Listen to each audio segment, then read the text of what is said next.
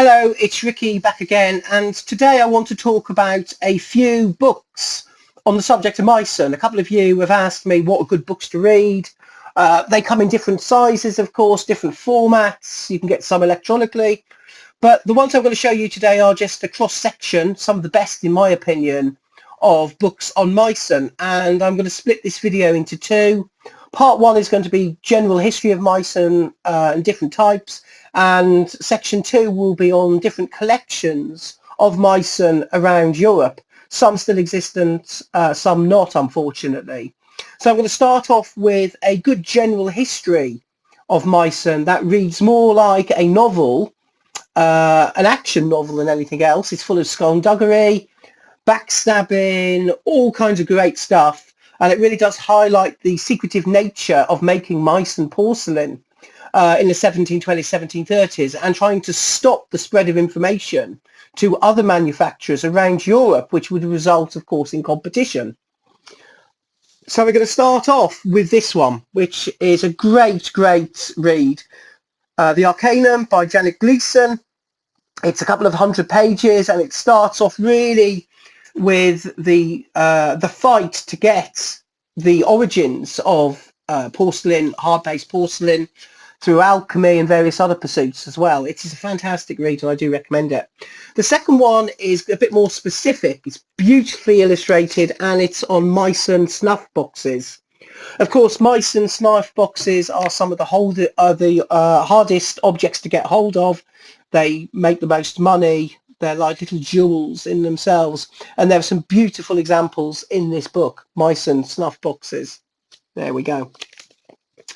The third example is Meissen given really as presents to the courts and royal houses of Europe, basically as an aspect of diplomacy. We have to remember that in the early 18th century, Meissen were the only company in Europe able to produce hard-paste porcelain, and so of course they used it very much to their advantage and give it as presents to the courts and the heads of Europe.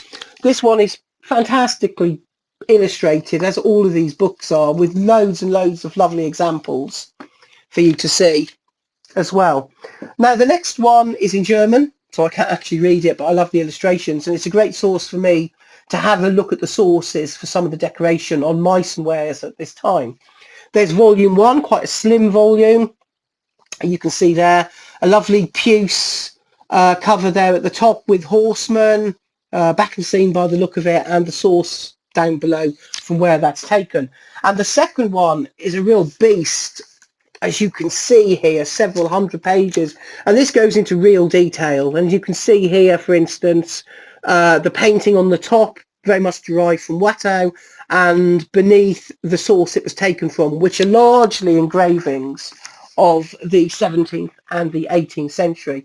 And I'm going to finish off by this massive book here, which is known as the Schultz Codex. And these are all the illustrations that were produced by Herald, which he used on his own porcelain.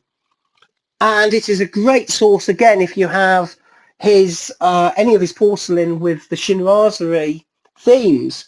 And so they're all listed in here, and then at the back you've got some great examples. And I say this is a monumental book, as you can see. But again, an absolutely fantastic addition to anybody's library on European ceramics, and in particular Meissen.